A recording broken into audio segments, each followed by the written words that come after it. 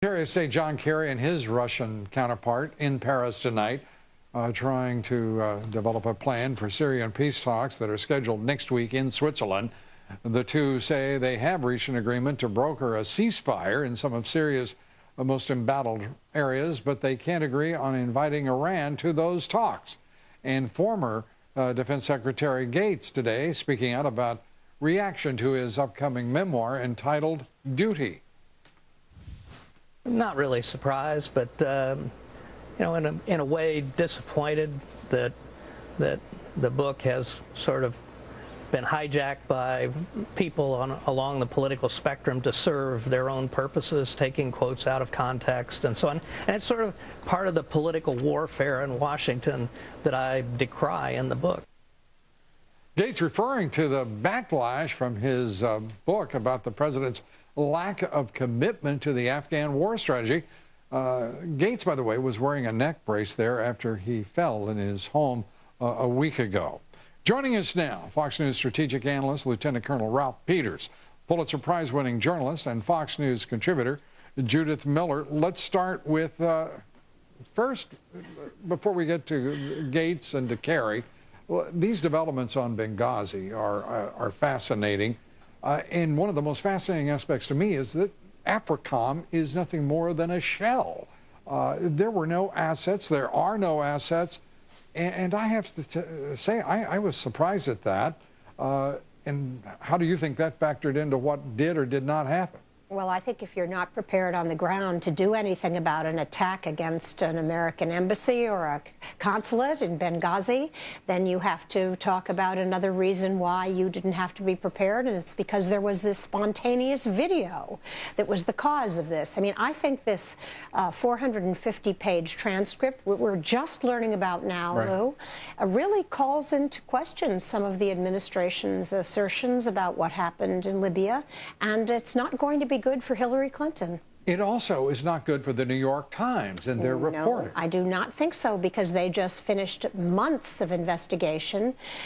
One byline story by a person who was a reporter who was based in Cairo. David Kirkpatrick. Exactly, who was viewed by some. There were complaints from the Christian Coptic community that he was too pro-Muslim Brotherhood. But he had also reported from Libya that a video was responsible in part for the violence there. And he sent back after months to do another story and basically re-examine his own reporting. Ralph, let me turn to you on the issue of AFRICOM, the assets that were available, because, as you well know, much of the hue and cry has been, why in the world didn't the White House order someone in there to help those folks? There appears to have been, first of all, very few people that could have been sent there.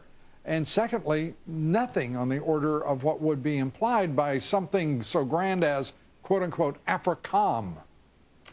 Well, Lou, you're one of the very few people in the media who's done due diligence. AFRICOM is hollow. It's a beggar command. When they want to do something actively in Africa, they've got to basically beg forces from one of the other commands or from the United States. And so they didn't have a lot of capability. Now, that said, the military overall, from Panetta on down, nonetheless committed an unforgivable sin for military people. They didn't try. It doesn't matter if you think you can't get there. Even if you think it's going to be a month before you can get there, you try to rescue Americans when they are under attack by Islamist terrorists.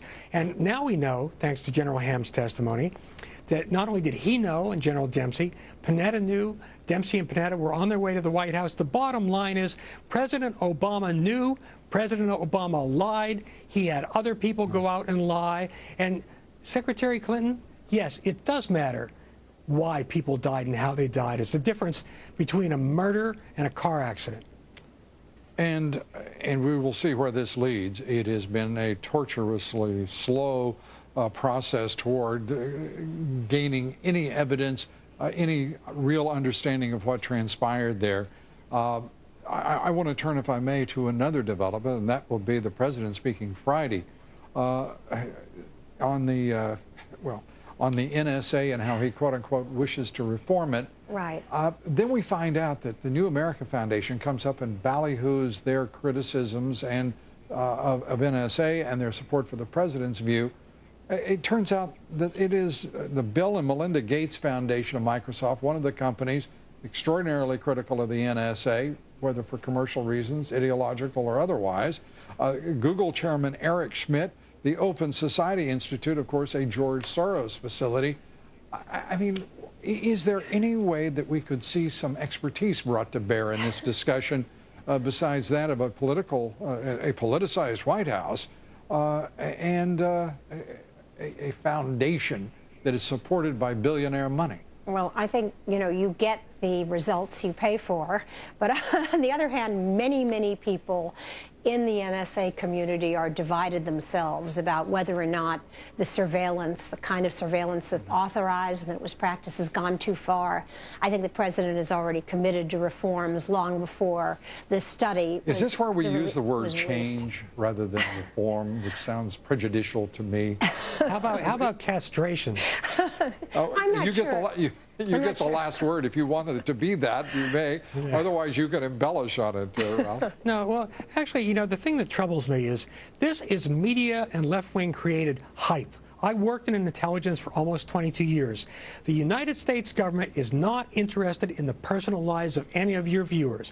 And I ask the basic question, Lou, how many Americans, give me a name of one American who has been injured tangibly by any of these NSA programs. Now, how about how many Americans have been injured by Target or Neiman Marcus or various other private companies that hoard our information? And by the way, I don't want to pick on Target because I love Giada's tomato sauces.